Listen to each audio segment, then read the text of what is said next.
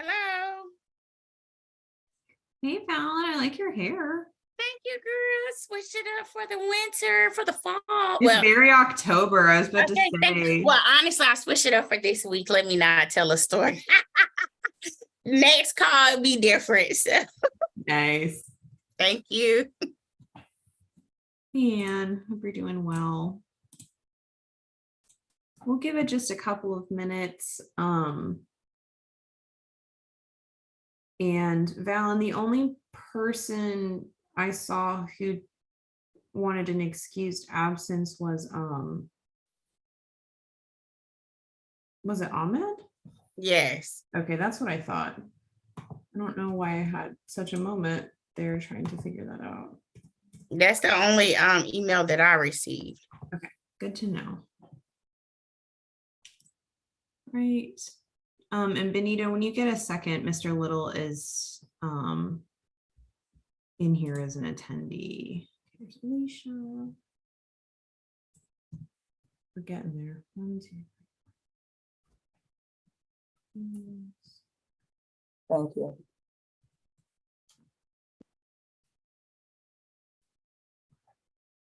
All right, we'll give it another couple minutes because we do need to hit quorum, but we are almost there. And then I'm sure some other folks will trickle in. Hey, Brian, before we get started, is it Brian Langloss or Langloss? Langloss, the second one. Langloss. Okay. Because people mess up my name all the time. And last month I was like, I need to go back and watch Leah call roll.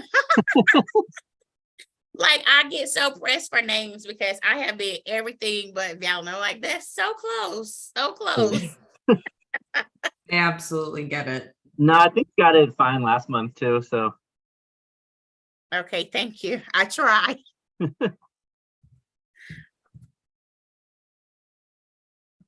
All right, if there's Rashaki, great.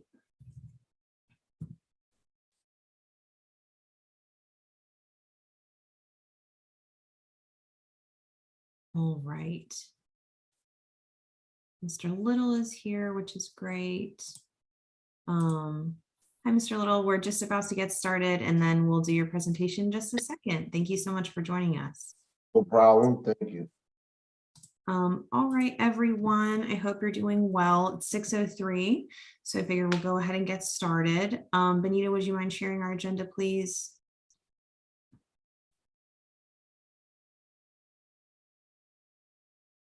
Thank you. All right, so I'll officially call us to order. And Valen, would you mind doing the roll call, please? No problem. Just a second. Okay, when I call your name, please say here present. So I'll start with Ahmed Ali. Oh, sorry. I apologize. Robert Brown. Alicia Curry.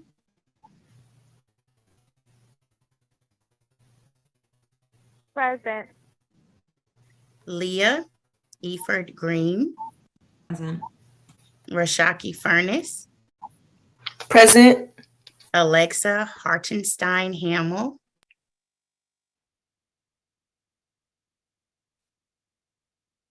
Sherrod Johnson.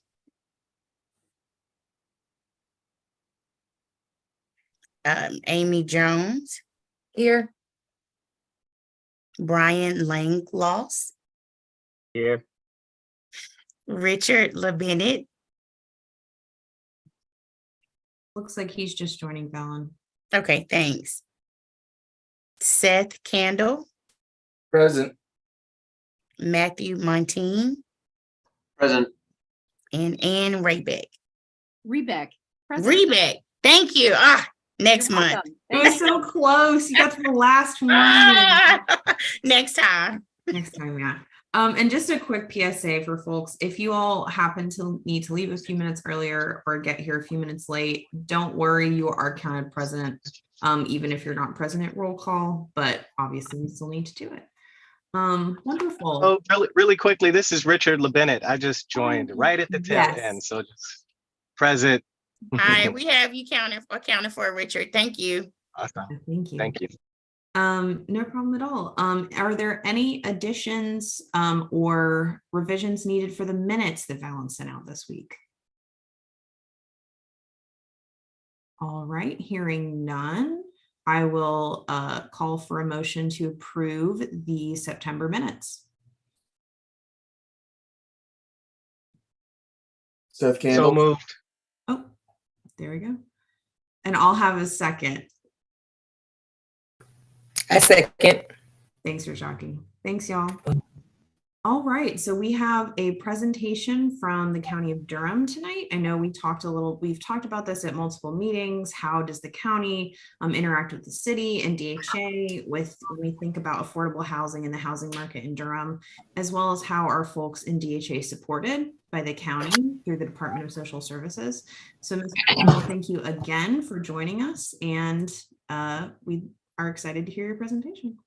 All right. Sorry about the delay, but in terms of a PowerPoint, I do not have one visually for you guys, but I will work off of one of my former presentations that I did provide for the county commissioners in the city. Just want to say hello to everyone. Glad to be here. Durham County Aging and Adult Services Division, which actually holds a lot of the crisis assistance and the rental assistance programs out of that division, which is currently I'm the interim assistant director for. So we have a lot of different programs that actually help with housing in Durham. I can give you those names, such as we also have a collaboration with the city regarding the HOPWA program. And we also do the coordinated entry point for the shelter. But some of our rental assistance programs that I'll be talking about this evening, which would include NC Pro, our rental assistance, those are federal dollars that have been passed through from the federal government to us. And we are currently probably close to 1.5 or 1.4 as of last month remaining on with funding for that program. That program basically will help people with RARES in terms of rental assistance, and also some future months also. It does have some criteria based on it that is pretty familiar with some of the standard as far as the ERAD program and the HOPE program that has been run in Durham. We also have our traditional programs that the county has continuously fund, and that would be opening doors in the eviction diversion program. Those are separate dollars. And we also do have some county assistance, which we have the rental assistance and crisis services that help with electric and utilities. These are all some of the programs that we've been running continuously. I'm going to, so we started off a while ago during the pandemic with some of the rental assistance in the Durham area. This was a ask for Durham to kind of step in when we had the pandemic to help provide some relief for those families that were had a chance of being displaced because of the crisis for COVID. So we started off with that portion back in 2020, and we have ran about 4 programs since then. CDBG, we also did the whole program. We did ERAP 1, and we also did, currently we're doing NC Pro.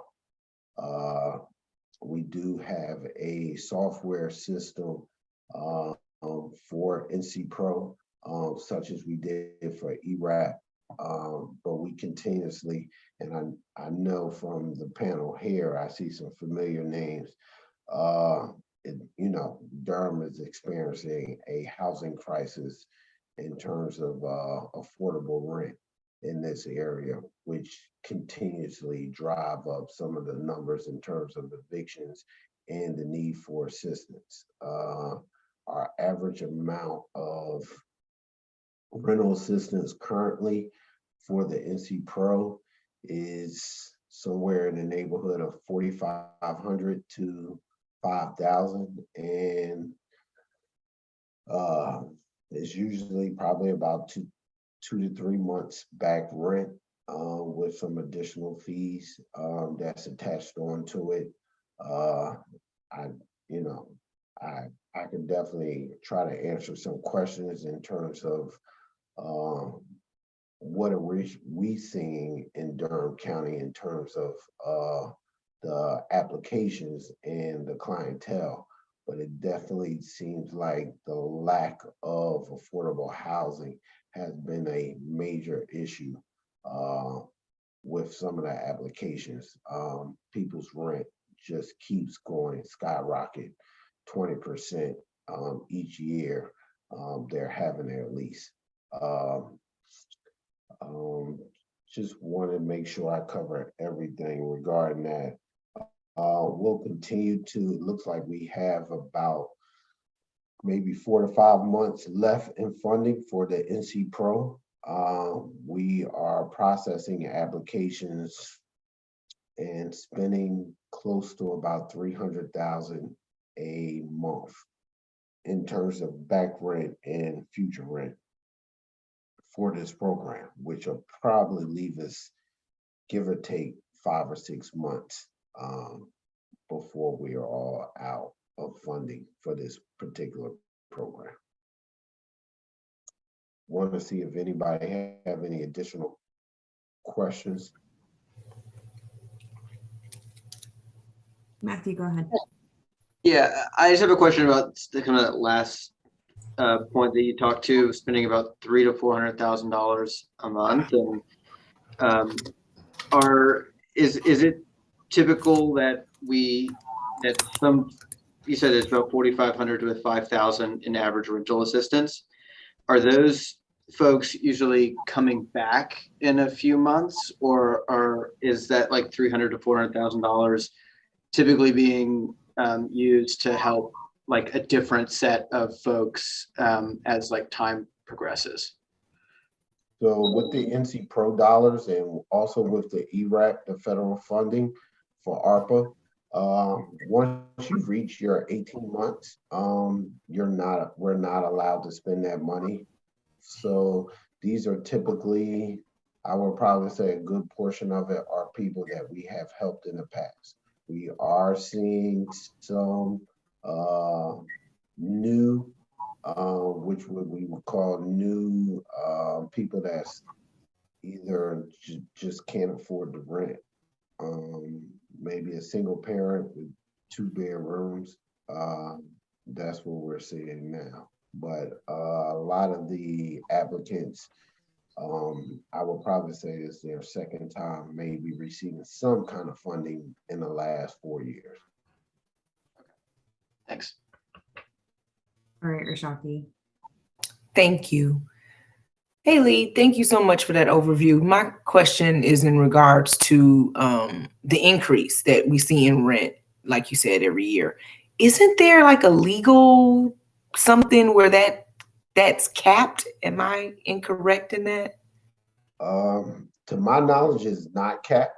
So that is one of some of the advisory committees and some of the calls I've been on for the federal government. They are trying to push through some kind of rent control, but that would definitely be up to our state representatives and our local officials to do some kind of rent control. But currently, we're not under any kind of rent control. And for some of the information I've been seeing lately, is that we have not reached the height of it yet. So we have a little ways to go in terms of getting it where we're basically flatline from here. So I don't think we're there yet. Okay, thank you. Mhm. Thanks, Rashaki. Amy? And just to Lee's point, this is something where we can probably advocate to the folks who were voting for to not approve development projects unless they're promising rent control or something. Anyways, that's a sidebar. But my question was about what are some of the qualifications for receiving this money? Is it purely income based, or are there some other demographics, like if you have this many people in your family, or are there any other qualifications that people need to? You said you're processing the applet or the requests for it now. So what does that application even look like? So just to be fully transparent, since we've been running a program, some of the guidelines have changed based off of need and wanting to make sure we're catching a good population and catching the people that were that possibly may be evicted. So at first there was a 80% AMI attached to it. And then later in the program, we actually went down to, we prioritized people that were under 50% AMI and had a current eviction. We currently have lifted that, those guidelines moving forward. There are no guidelines in terms of household, how many occupants in the household currently. All right. Any other questions for Mr. Little? Okay. Well, thank you so much for coming here and presenting to us. And I know it was slightly short notice and we super appreciate it. Wonderful. And you're welcome to stay for the rest of our meeting, but I also know it's late, so no problem if you need to jet out. Yeah, the one thing I would like to say is when we first started this back in 2020, I was a part of the original, and we did have conversations with the city. They have been an excellent help and a collaboration with us trying to get this done. But I do recall hearing something in the beginning where the amount of funding that is going to be needed to push this further or to help those that really need the help was somewhere near 70 million or something like that. We only received, we probably spent about 26 million. And it just seems like it has not pushed the needle very much. It definitely has saved, I do want to say it has saved a lot of families from being homeless. We've helped a lot of folks in the last couple of years, but in terms of really pushing the needle and finding affordable housing, I'm not sure we have taken care of that portion of it. We've basically been able to triage some of the emergency cases to keep people housed. Wonderful. Any other questions from folks about that?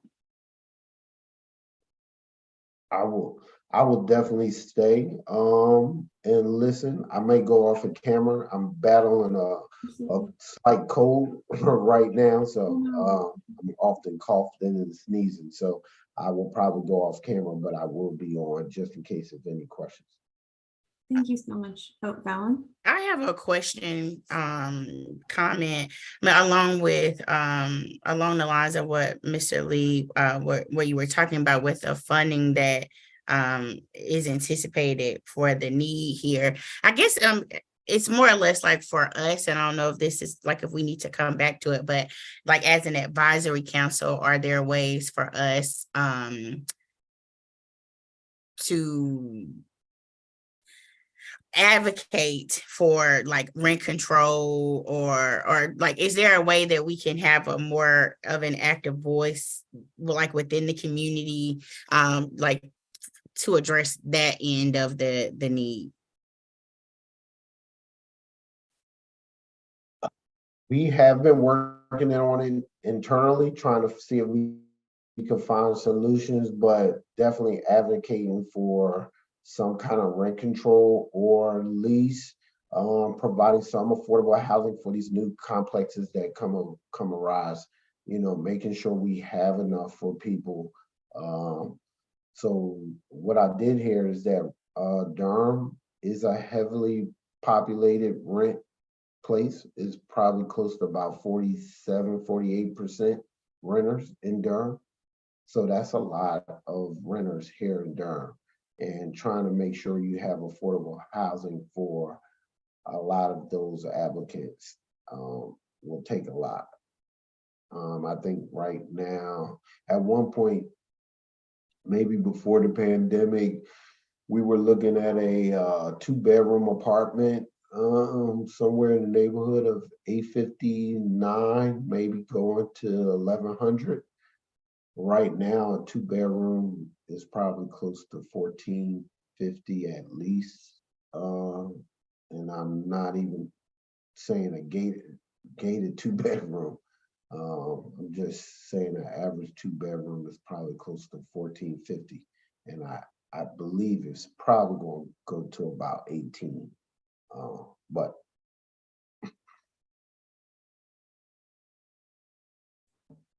Thanks, Thank Ellen, you. for the question. mhm, All right, if there are no other questions at the moment, Mr. Little, please feel free to go off camera. I'm so sorry that you're not feeling well. that's fine.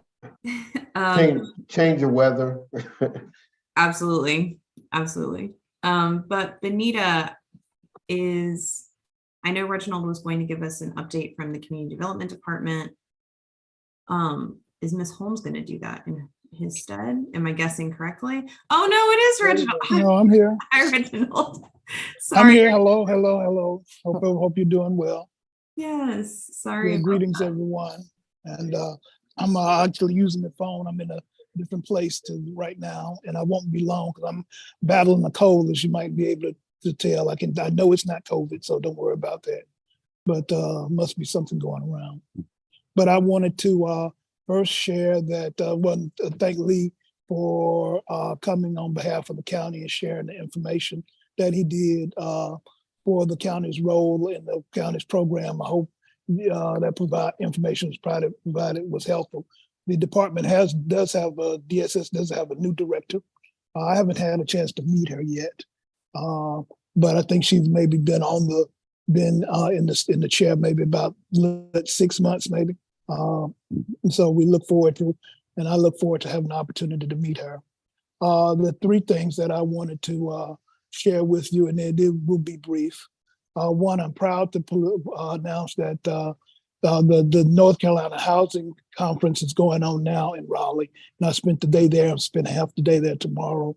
This is where all of the affordable housing advocates and vendors and departments gather. They have over 1,000 persons in attendance, and North Carolina Housing Finance Agency presents awards for various affordable housing projects. I'm proud to say that Durham has come back with an award this year. We were awarded, the Housing Authority and Habitat for Humanity have a joint partnership to place 37 houses on the former Few Gardens site. And where these were home ownership opportunities. And we actually, city funded the use funds for support the Housing Authority and Habitat for Humanity. But both of those entities in partnership did win an award for North Carolina, a housing award for home ownership development. And so I just want to let you know that, share that with you. That just happened today at the luncheon. And so we're very proud of that accomplishment. And recognition for the hard work.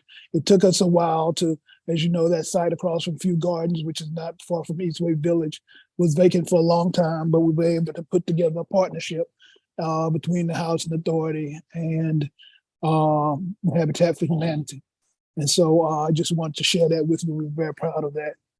I will share that at the next meeting, we will have an update from the neighborhood stabilization team on the down payment assistance program. We are making some progress. As you know, that program has opened. We've had meetings with some lenders to make some revisions to the program, which we're going to announce in the next 10 days or so.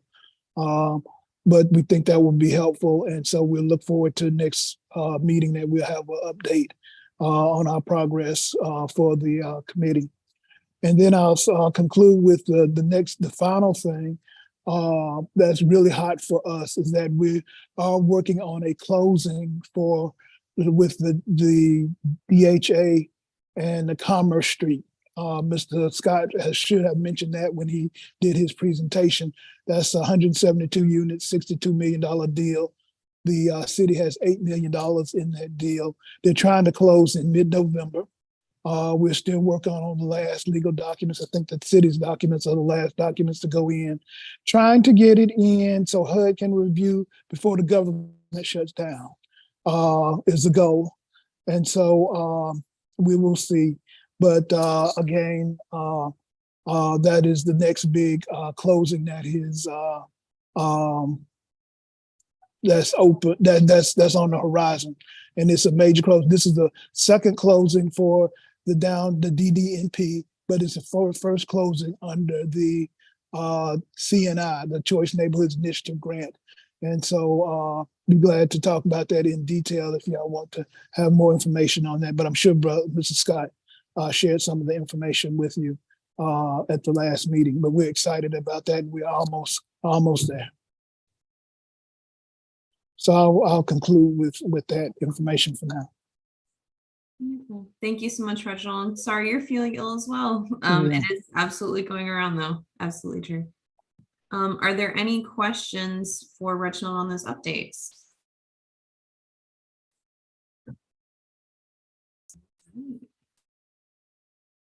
Well, we might just have a short meeting this evening, which I'm sure most of us probably are not complaining about. I know it's a busy season.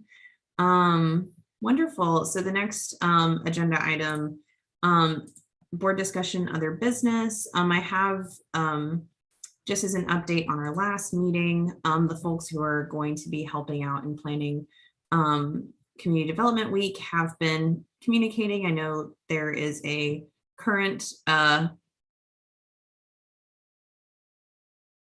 question, I think, in the chat of meeting in early November, a proposal, as it were. So that is happening. Obviously, it's not till April, but that ball is rolling. So thank you all again for your volunteering for that and for your work. Another reminder that the volunteer appreciation event in December is happening for the city of Durham. And we won't do it tonight, but just so that you all have it in your heads. We usually don't meet in December for this committee. Most committees don't. It's very difficult to get quorum when folks are traveling a week before Christmas. So just so you have it in the back of your heads, that will be something we discuss at our next meeting, which is scheduled for November 27th. So the Monday after Thanksgiving. But Anne, you said you have a quick question. Yeah, but it's unrelated. Oh, okay, no problem then. Yeah. But is there any at this time, is there any other board discussion or other business that you all would like to have? Yes, I have the results from our doodle. Ooh, exciting. We sent a doodle poll for the availability for a Saturday in May for our retreat. And right now there have been 10 people who have participated in the doodle, and 9 votes is the winner so far for Saturday, May 18th. So I don't know if we want to pencil in that day or if we want to leave it open maybe until the end of the month to allow other people to vote. I'm totally open, but I just wanted to provide that update. And happy to do whatever the group feels is best. Ellen, can you remind me what, I know it's a long day, but can you remind me what the timing was that you proposed? The timing that I sent out was arbitrary, so let me give that Oh. disclaimer. But I did 8 to 12 just because the last time it was like half day and in the morning. I don't even know if we started Yeah. it at 8. It might have I been. think it was like 9 to 12:30, Right. maybe 1, Yeah, something. so like- it but will be the that's- we first can half make of a negotiation. Saturday. Mhm. But yeah, we're planning it to be the morning half of Yes. the day. Okay, thank you. I'll just block that morning. Okay. Reginald, as long as that date works for you, I guess we can go ahead and pencil it in and just let folks know. Okay. Thank you, everyone, for your responses to that. I will block it on my calendar right now. So I understand that to be May 18th. May 18th. Mhm. Yes, that's fine. And we can negotiate the time maybe a little bit closer, but definitely in the morning if folks want to block that half day. All right, wonderful. Great. Now I think, now Anne. Thanks. No, I just wanted to ask, so I am a member of something called the Coalition for Affordable Housing and Transit, which is just that. It's a coalition of people. It's not a member organization. Some of you are nodding, so I'm thinking maybe you already get their emails. But I just kind of wanted to put it out to this group because you're clearly a group of people who care about housing in Durham. And they do have monthly hybrid Monday. It's like the second or third Monday of the month where they have hybrid meetings on a topic.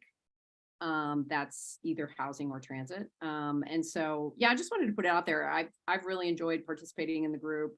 It's really like participate as you have time or are drawn to. Like we saw a really good presentation from an individual who builds ADUs in Durham. We have some of the same things that I experience here. Sometimes I see it also at the coalition. But I just wanted to put it out there to let folks know about it. I mean, I could send the information, I don't know, to Leah, or I don't know how I would like send it to the rest of the Yeah, group. you can send it to me and, Okay. and I'll have Valen send it out with our next monthly reminder unless folks want it before then. They have their own email list. It's all volunteer. There's no hierarchy, no structure, like I said, no structure. It's really great collaborative space. And they have their own email list. So if you go to a meeting, you can just give them your email directly and then you'll just start getting the notices for the Monday meeting. So just wanted to let folks know about that. Absolutely. Thank you, Anne. All right. Any other great example of something that can be brought up during this part of a meeting? It's almost like we planned it or something like that. We didn't. Anyway, anyone else have anything that we'd like to discuss? I just have a quick question. I believe you mentioned that the Community Development Week planning group has met already. Oh, no, I think there's a proposal for an early November meeting as far as the last email that I am aware of. Okay. I don't think it has met already. Okay. And full disclosure, did not look at the most recent notes. So I don't know if I'm listed, but I haven't received like any side communications, and I think Let me see here. I volunteered. Yeah, the proposal right now is to do it on first Mondays, which would be, I think it's like November 6th or something. I don't have it in front of me. But I just thought of this earlier today, or maybe it's yesterday or something. I wonder if we should actually do it on third Mondays so that we have something to talk about at this meeting. Because now we're going to have it next week, and then it's going to be 3 more weeks until we have this meeting. So we can't like provide a quick update. I don't know. I might send that in an email, but maybe Rashaki, if I reply all to that email, I'll just add you to my reply. Okay, thank So you. then you'll be on the thread. And I just forwarded you the thread to date, Rashaki. So sorry about that. No worries. No worries. I may not have, I remember when we discussed it and, we were like, who wants to volunteer? I think I did, but I'm not sure. I've had a little life going on over the last couple months, so my apologies. No problem at all. All right, thank you. All right, thanks, y'all. Anything else we'd like to discuss? Okay. Well, if there's nothing else, then we can move on to public comments and questions. Benita, it looks like we have some folks who are attendees. I haven't seen anything on the Q&A, but we can let them in briefly and see if anyone else has any questions.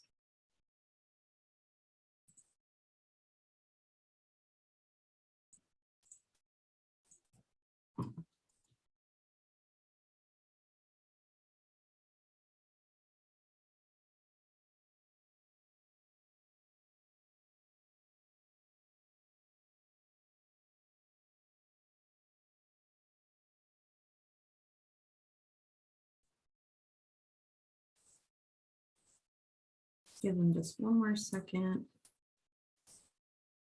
But in the meantime, hi, Ms. Green. Thank you so much for attending this evening. So you've got your hand up.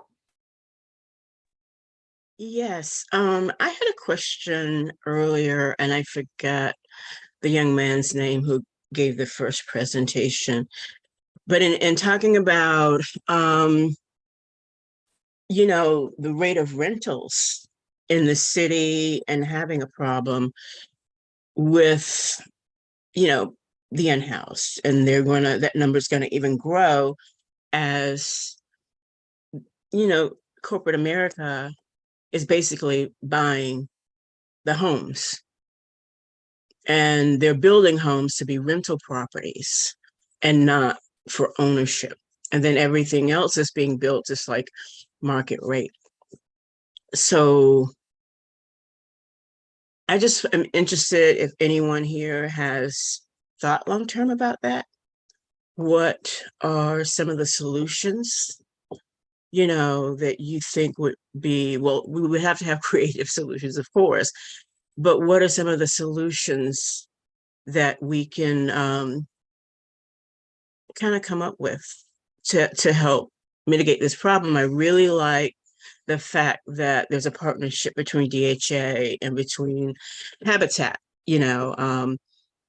and so that part is great, but we need a lot more housing to be able to house the population of people now that are being displaced. So just want to ask if anyone had any thoughts on that or any solutions.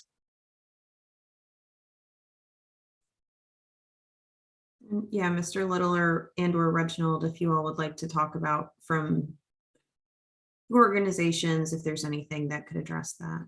I know it's a tough problem. There's no, like you said, there's no one solution. Well, I'll jump in because I mean that is the question of the day. Struggling with that. I saw a presentation today on ADUs at the Affordable Housing Conference. One of the challenges that we have here in Durham is we are one of the hottest markets in the country. And so it's a supply and demand, basic supply and demand. When there are many dollars chasing few goods, i.e. housing, then the price goes up. One of the things that we can do, and we have done, is work to produce more housing that is affordable and that has gap financing with it. That's the reason the second mortgage program is so important that we are reestablishing. I'll be just quite candid with you in that whatever we do in terms of creativity as being as creative as we can, we're going to have more resources to be able to do it. Whether that's using different tools. So one of the tools that we was talking about with the ADUs, now keep in mind that Durham Community Land Trustees has a model that people own the building and not the land. And of course, some people have some questions and qualms about that, which I definitely understand. But we're going to have to employ tools like that because the price has become so high and the houses are becoming so hard to get based upon a person's income because they're not rising as fast. We're going to have to actually try tools like that more than what we have done in the past. You know, we have talked about the homeless before, and that's a different segment of the population than is a segment that's trying to buy houses and home ownership, but it's like a stair step.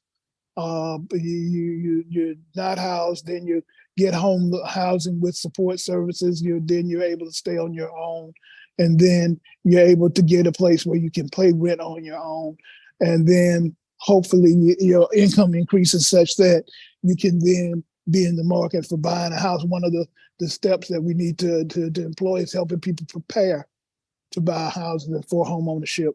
That's one of the things that we have discovered we know that we've done that before. The rules have changed, but we need to figure out and strategize more, which my team is actually doing, on how we can work on pre-home ownership counseling, basically, to get people on the track to home ownership.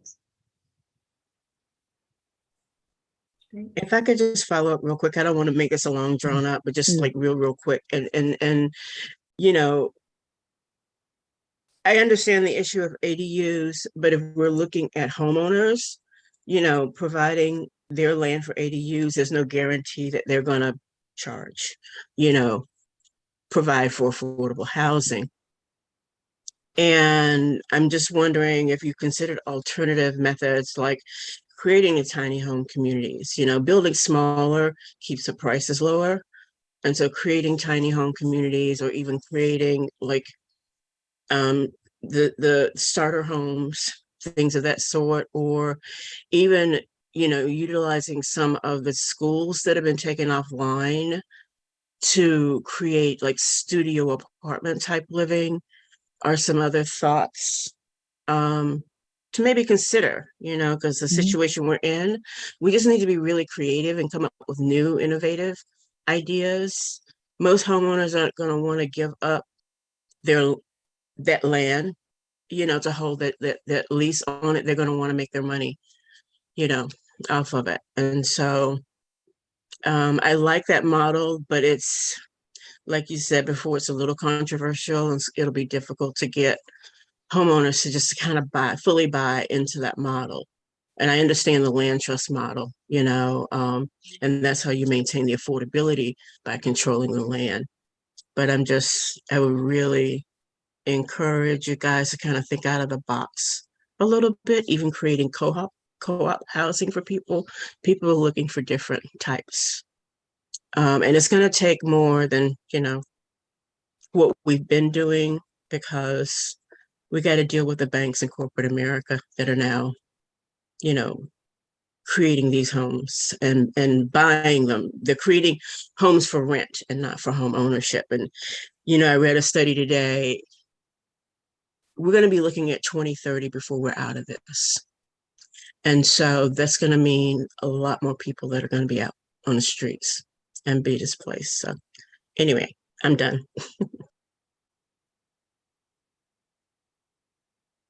Thank you. Amy, do you have anything you'd like to say? Yeah, there's just kind of a seed planted in my head that, Mr. Johnson was even talking about like the land trust model. And I saw a listing. I look at Zillow all the time. It's like the social media that I use. But there are some listings like in East Durham right now that employ like a land trust type of a model where you're only buying the building, but they're private developers. It's not the land trust that's doing it. And so like Benita, when you're talking about some of these models, like turning schools into housing and, building tiny home communities and stuff, the seed that's in my head is like, how much of this should the city be doing versus how much should our, council be approving development projects? I don't know. I feel like there's this, like we can't rely on the city to do all of it, right? Like private developers are going to have to do this, but they have to somehow be incentivized to build housing that's creative and new, and stop building the exact same freaking thing downtown. over and over again. Amy. Mr. Little? Yeah, some of the things, and this is not necessarily direct work practice, but I was in Atlanta a couple months ago. I did see some information about, and this kind of goes back with some of the things Reginald said, you know, financial literacy is something that we have to take a look at pouring into this community. Making sure that people understand what is involved at being a home ownership, what's involved in terms of trying to keep up with the market rate and the inflation to better put their families in a stable place. We'll also need to probably continue with pushing the envelope on increasing the minimum wage. When you look at a high school diploma and having a minimum wage job is probably going to take you 2 full-time jobs plus a half just to pay rent. So increasing the minimum wage is also kind of key to making all this work. I don't think it's just one thing. I think it's just a couple things that we just have to keep in mind as we move forward. And one of the things that I thought was very intriguing when I went to Atlanta is that they experienced the same problem with affordable housing. And one of the things that they have been doing is leaning on the faith-based organizations that own a lot of the majority of the property in the Atlanta area. So working with them and trying to develop a lot of affordable housing with the land that they own. I thought that was very unique when I visited Atlanta and saw quite a few faith-based organizations begin to turn around some of the land and provide housing for the community. I thought that was very interesting. This is the land that like their place of worship is located on, or they own other lots of land that are not where their place of worship is located? They own other plots of land. Okay. Either by donations from people that were members and deceased, all those kind of things. I thought that was very interesting.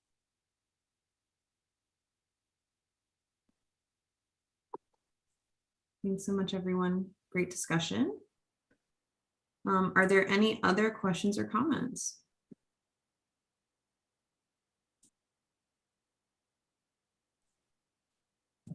All right, thank you all. And finally, before we part, are there any announcements? I kind of did mine earlier. About the December meeting, just a reminder about the volunteer appreciation event, and Fallon updated us about our retreat, but is there anything else?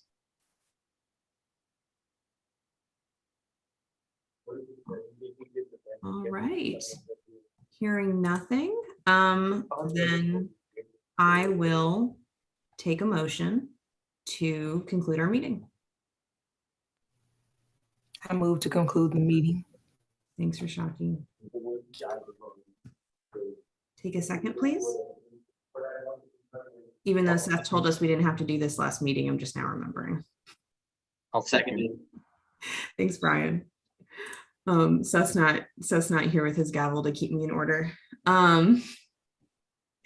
So thank all of you as always. This was wonderful. We will be meeting on Monday, November 27th. But in the meantime, stay safe, stay well, and I'll see you all next month. Thank you. Thanks, everyone. Take care, everybody. Too. Bye-bye.